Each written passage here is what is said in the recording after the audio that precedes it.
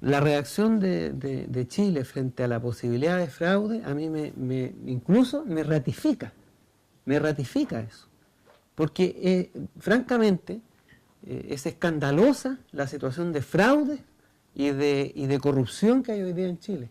Los señores empresarios financian las campañas políticas y lo hacen de manera descarada. Todo el mundo lo supo, lo publicó CIPER, que los financistas de la señora Bachelet eran Luxic, Mate, Angelín, los grupos económicos, los bancos.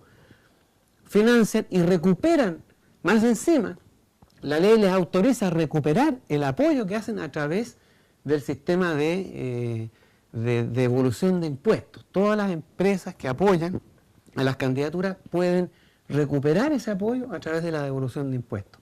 Hay muchos fraudes, mucha corrupción en el país, ¿no? Nosotros denunciamos al entonces presidente del Senado, el señor Andrés Saldívar, por corrupción, porque estaba traspasando una ley, la ley de pesca, se aprueba en el Parlamento y en el Senado a propósito de la injerencia del presidente del Senado, que tenía inversiones en las mismas empresas pesqueras que iban a después recuperar estos fondos. Bueno, nosotros demostramos que era corrupto. La Corte de Apelaciones incluso sancionó el hecho de la corrupción. ¿Y dónde está el señor Saldívar hoy día? En el Senado, ¿no? No le salió, como decimos en Chile, ni por curado, ¿no? Y así como eso, muchos fenómenos en donde el importante maridaje que hay entre el dinero y la política, o sea, en todas partes hay presencia de corrupción, y no en el sistema electoral. A mí me parece, por lo menos, discutible, y eso yo lo dije y lo planteé de esa manera. Soy Laura Fuentes y quisiera preguntarle lo siguiente. Bueno, en la campaña vimos una cierta desunión de los grupos o organizaciones que tienen ideas básicas o principios de izquierda. ¿Cuál, según su experiencia y según su contacto con las organizaciones sociales, podrían ser los mayores obstáculos para lograr una unidad verdadera de izquierda en el futuro? Ya, bueno, esa pregunta, me gusta esa pregunta porque, a ver, yo creo que antes de que piensen en lo que hace la izquierda, miren en lo que pasa con la derecha, ¿no? Y no es muy distinto del comportamiento humano que tiene la izquierda del de la derecha. Yo también quiero que tomemos en cuenta, a la hora de pensar en esto de la unidad de la izquierda, lo que ha pasado en los últimos 40 años. No solamente hubo un golpe de Estado cruento, despiadado, ¿no? Fue el hito, como yo lo mencioné en la primera parte, cómo se encarna, cómo empieza a hacerse carne y política pública el neoliberalismo global con el golpe de Estado. Ese fue el primer campanazo. Después vino en Argentina, en Uruguay, en todas partes de América Latina, y en Estados Unidos, y en Reino Unido, y ahora la Europa que pensábamos nunca iba a caer, cayó, ¿no? En esta avalancha de capitalismo brutal y salvaje y despiadado. Por lo tanto, existió el golpe de Estado. Pero no solamente existió el golpe de Estado, cayó el muro de Berlín. Los movimientos obreros en el mundo explotaron. Disminuyó la potencia del proyecto político de izquierda. No solamente el proyecto político de izquierda desaparece, es hecho desaparecer, es torturado, es exiliado en Chile, sino que en todas partes del mundo, ¿no? Si no fuera por, y aquí quiero reivindicar la figura del comandante Chávez, ¿no? Si no fuera por Chávez en América Latina y en el mundo, todavía estaríamos en las cárceles tratando de salir de ellas para instalar una discusión en torno al proyecto político de izquierda. Entonces, los acontecimientos orientados a la desaparición del proyecto de la izquierda, del proyecto de la clase trabajadora, para no hablar del proyecto de la izquierda, digamos, el proyecto de los humillados, de los perseguidos, de los que no tienen el poder, lleva 40 años de persecución, ¿no? Y en Chile, brutalmente, ¿no? a más de esto, sectores importantes que han sostenido y que sostuvieron históricamente, entre ellos el Partido Socialista, el partido del presidente Salvador Allende, se compromete en un proyecto de negociación con los bancos, con los grupos económicos y termina suscribiendo, legitimando el proyecto de la derecha, ¿no? Entonces, en ese escenario, que además hay que agregarle la sistemática práctica de la derrota, ¿no? Cae al muro de Berlín, el golpe de Estado, todos los intentos políticos de reagrupar a la izquierda hasta las últimas elecciones fueron fracasando y no superaron nunca el 5% del electorado.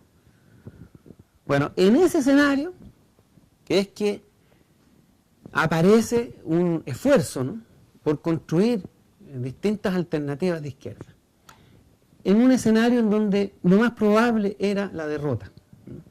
Yo les voy a decir que uno de los temas más complicados y uno de los temas que decidió finalmente la desunión, porque se intentó llegar a un proyecto común con el Partido de Igualdad y también con los ecologistas, un factor determinante fue cuál iba a ser el papel en segunda vuelta, si íbamos a apoyar o no a Bachelet. Era sorprendente que el debate estaba organizado en torno a cuál iba a ser la posición de este esfuerzo político en segunda vuelta. Estaba la certeza de la derrota, ¿no? Y en esa certeza de la derrota, cada cual intenta salir lo mejor parado posible, ¿no? Entonces, ¿qué es lo que yo creo? Yo creo que no hubo posibilidades de una unión, porque entre otras cosas estaba el siguiente problema. Algunos decíamos, tendríamos que llamar a primarias, ¿ya? Las primarias eran un buen mecanismo de estar presente en los medios de comunicación, que era un grave problema que siempre tuvimos, ¿no?, la cobertura mediática. Pero para muchos, incluyéndome a mí, digamos, una primaria era complicado, porque yo les decía, nosotros apenas convocamos a 200 personas en enero del 2013. Entonces teníamos siempre la duda, ¿cuánta gente va a ir a votar en una primaria si la izquierda hace una convocatoria a definir por la 200 personas, 300 personas, 500 personas? Habría sido el punto de vista mediático utilizado de manera desastrosa en contra del proyecto. Hoy día las cosas han cambiado. ¿Y han cambiado por qué? Porque, primero, el debate, como yo se los dije anteriormente, se hizo en torno a las ideas que la izquierda está proponiendo. Segundo, hoy día nosotros solamente, nosotros, los del movimiento Toda la Moneda, podemos movilizar por lo menos 20.000, 30.000 personas en una primaria, ¿no? Ya no es tan desastroso desde el punto de vista de fuerza política, ¿no? Y en tercer lugar, es por primera vez que vemos la posibilidad que en una alianza política podemos pasar a segunda vuelta, disputar la victoria y entrar en el Parlamento, disputar con una fuerza electoral. Estas condiciones hoy día son las que creo yo instalan, ¿no?, y ponen como condicionamiento de cualquier proyecto político que esto se resuelva en una sola lista. Esa fue además una presión de los sectores que apoyaban todas estas listas de izquierda, ¿no? La unidad. De hecho, nosotros lo planteamos días antes no fue día antes, en realidad fue 2 meses antes, pero la entrevista se hizo 2 meses antes, pero la tiraron como 2 semanas antes nomás la entrevista. Pero la idea de esa entrevista era precisamente provocar una conversación con las otras fuerzas para generar una lista única, digamos, o ponerse de acuerdo en torno a uno de los 4 candidatos.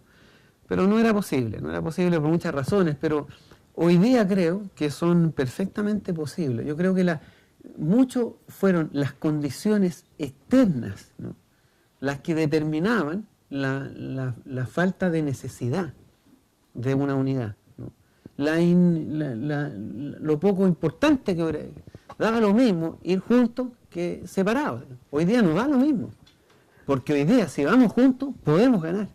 Si hoy día, si vamos juntos, podemos entrar de manera importante en el Parlamento, podemos disputar con una contundencia electoral, más aún si este proyecto, que yo creo que va a acontecer de esa manera, si la izquierda logra unirse, no solamente va a tener un 20, un 25% de los que actualmente votan, sino que va a ser suficientemente contundente para convocar la votación de muchos sectores que hoy día se abstienen de votar, ¿no?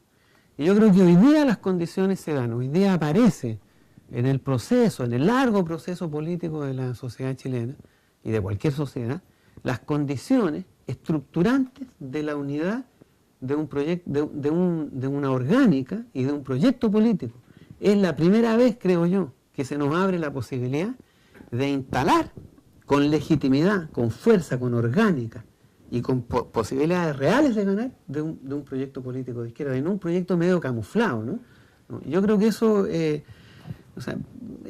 es lo que puedo decir al respecto de tu pregunta.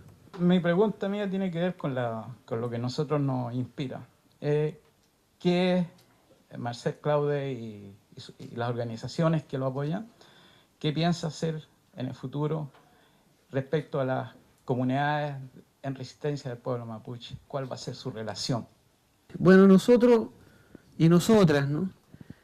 Creo que fuimos los únicos que dijimos en la campaña. Y esto yo lo hice así en una universidad privada, la Universidad Diego Portales, un poco entusiasmado también por la maciza y contundente convocatoria que tuvimos. Ahí yo me entusiasmé en el discurso y comprometí que una de las primeras medidas que íbamos a hacer era poner en libertad a todos los presos políticos mapuches procesados por ley antiterrorista. Bueno, eso lo dije en un momento de entusiasmo. No lo debe haber dicho, entre otras cosas, porque no es fácil hacerlo en esta Constitución. El presidente no tiene la prerrogativa de poner en libertad, o sea, de aplicar la amnistía o ¿cómo se llama esto? El indulto a quienes han sido procesados por ley antiterrorista. Pero los abogados me dijeron, no te preocupes, ¿no? Igual se puede hacer, hay otros resquicios para hacerlo. Pero eso es un indicador de lo que nosotros entendíamos, y en la construcción de nuestro proyecto político estaba siempre presente. De hecho, el partido el Gualmapuén, sigue en el movimiento y va a seguir, estuvo presente. Nuestro compromiso, no solo con el pueblo mapuche, sino que con los pueblos originarios, ¿no? Nosotros entendemos que son naciones que tienen derecho a la autonomía y nosotros comprometimos el trabajo político para que la nueva constitución política del Estado reconozca la autonomía, la autodeterminación, incluso la devolución de tierras, ¿no? Nosotros incluso entendemos que la devolución de tierra al pueblo mapuche no solo es una cuestión de justicia histórica, ¿no? Sino que además es una cuestión de desarrollo, ¿no? El sur de Chile, si yo quiero resolver el problema de la degradación del agua y de la degradación social de Concepción al sur, tengo que quitarle tierra a las empresas forestales. Ellos tienen un proyecto de incrementar en 3 millones de hectáreas más las plantaciones. Ya tienen 3 millones de hectáreas. Y si nosotros queremos reducir el problema de la desertificación, aumentar la agricultura orgánica, campesina, familiar y la que desarrollan pueblos originarios, tenemos que restituir tierra, reconvertir tierras forestales en tierra agrícola. Y eso es absolutamente consistente con la política que hemos planteado de devolución de tierra al pueblo mapuche. Nosotros creemos que son tiempos ya, no solo en América Latina, en Chile también, de dar un gran paso en la historia y pasar del desconocimiento de los pueblos originarios a un reconocimiento, no solo como personas y su dignidad como chilenos, sino que en su condición cultural, como naciones, otorgándole derechos a que puedan incluso construir su propia educación, su propio sistema de salud, y eso es parte del gran desafío de construcción política, integradora, democrática y participativa que este proyecto político se ha planteado. Eso es, compañero. Bueno, no, quiero agradecerle a ustedes la presencia, el entusiasmo, el interés. Esto llena de motivación el trabajo que hemos hecho, porque no sé si alguna vez se los conté a ustedes, pero cuando yo empecé a dar conferencias, hace 20 años atrás, con suerte lográbamos juntar 2, 3 personas en una conferencia. Hoy día siempre está asegurado, lleno total. Y eso quiere decir que no es un éxito del que da la charla y la conferencia, sino que el éxito de un pueblo que está despertando, que se está repolitizando, que quiere volver a pensar políticamente y que entiende que la política es central en la vida de los pueblos. Quiero también agradecer y felicitar a los jóvenes que hacen esto, ¿no? Porque el futuro es de las nuevas generaciones, y si las nuevas generaciones entienden la cuestión política, podemos morirnos tranquilos de que vamos y que la humanidad va a seguir un largo periodo de tiempo en el buen camino. Así que felicitar también a los jóvenes que hacen esto y que se entusiasman y se motivan en política. Felicitar a los chilenos que acá durante años, 40 años, han mantenido la llama viva de la política, de los cambios políticos, y eso realmente hoy día está constituyendo, está convirtiéndose en un fenómeno político que en los próximos años va a producir cambios importantes en el Chile que todos queremos y que queremos que vuelva a ser un espacio para la felicidad, para la celebración, para la alegría y para la esperanza. Porque si hay algo que hemos perdido como chilenos, es la esperanza. Y la estamos recuperando. Muchas gracias.